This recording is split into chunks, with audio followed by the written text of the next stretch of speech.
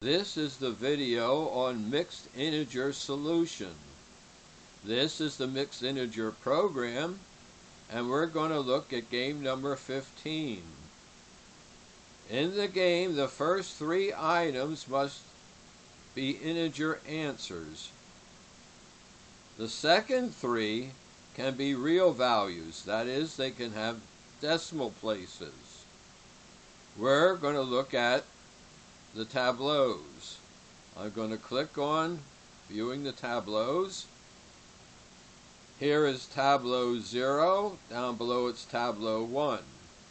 We see at the initial tableau, we see all the items, 1, 2, 3, the integer ones, 4, 5, and 6, the ones that can have real value, then followed by the slack variables, 1 for each of the 6 parts. And you see the identity matrix here? Each part is technically in the solution at the beginning. And here in column 13 are the quantities for all the parts. We'll call that the on-hand quantities. So this is the initial tableau. And what's going to happen, we're going to come down here to the margin line. Here for each of the 6 items, the margin value is 10. That's their price. So they're all the same. So what's going to happen when it comes down here and says bring in the one with the highest value? Well, it's going to first see this 10. None of the others are better, so it's going to take this one. So down here it says it's going to pick column 1. And then it's going to check to see value-wise, and it says pick row 4. So here it brought it into the solution in tableau 1. Now I'm going to increase the tableau number to 2. Now we see here on the top our tableau 1, where it brought in column 1 at row 4. Now we come down here and we check again to see which is the best one. Which one is the highest of the margins?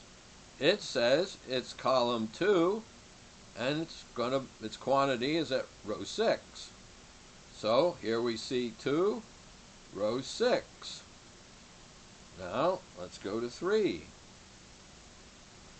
Now we're at 3, so it brought in 2 at 6, and so here it is 2. There at 6. Now which one's the best? Well, it goes through all of these and it says column 5, and the quantity is best at row 2. So there's at 5, and here we see it 2. So we'll go to number 4, and that should be done. Okay, so now we go to 5, row 2, and there it is. Now we go check again to see which is the best. It says column 3, row 6. Here's 3, there's 6. Alright, we were at 4. Now we're going to go to 5. Here we're at 5. And we did the column 3, number 6. There it is.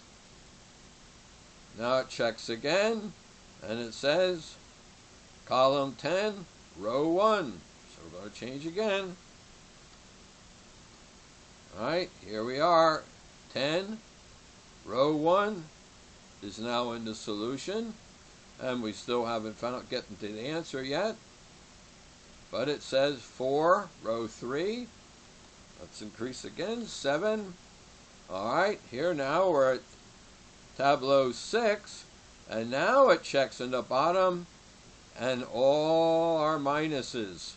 So this is the LP solution without regard to the fact that the first 3 must be integer. Now we need to decide that we'll keep one of the integer values. Well, we have 2 choices here. We have this one, number 1 came in at 40.12. Well, that's not an integer, but it's close. But the other one that's brought in, number 3, which has to be an integer, is 125. Well, it is an integer. So what we're going to do is we're going to say the best solution then is to have that at 125. So if you come down here, we're going to build a starting tableau again, this time with that item already in at 125. Now we could totally leave that out of our tableau altogether, but I want to leave it there, and I'm just going to keep it from coming into the answer, the solution, by giving it a high negative value so it'll never be picked again. Also, what I want to do is I want to go over here to the quantities in the initial tableau and take out what is needed to make that 125. Well, first of all, you see here it needs 8 of the first part. 8 times 125 is 1,000, so there's none of that part left. And down here it uses 1, so it took away 125 from the 1,000. And down here too, it took away 250 from the 1,000. So our initial tableau now reflects the fact that we've already decided we're going to have 125 of integer value number 3. All right, let's proceed through it now. We'll go to 8. Now we see it's going to start pulling things in again. It says column 1, row 6. We go to 9. Column 5, row 2. There it is. Now we're going to go to 10. Here's number 10. It says it's going to bring in column 4, number 3. We'll go to 11. Column 2, row 1. Here we see it right there. And we'll go to 12. Now that we're at 12, it says we're restarting again. In other words, well, back there, it ended. Let's go back to 12. And if we see here, these are all negative. That's over, so we're going to start a new LP solution. This time, though, we have to take another one out of the solution. Well, if we come here to the integer ones, the very first one, over here it says it's at 40.12. That's what it was before. But it said also we could take care of this one, the first one. Well, it's in the solution at 0. Well, in order to get this over with, that's what we're going to do.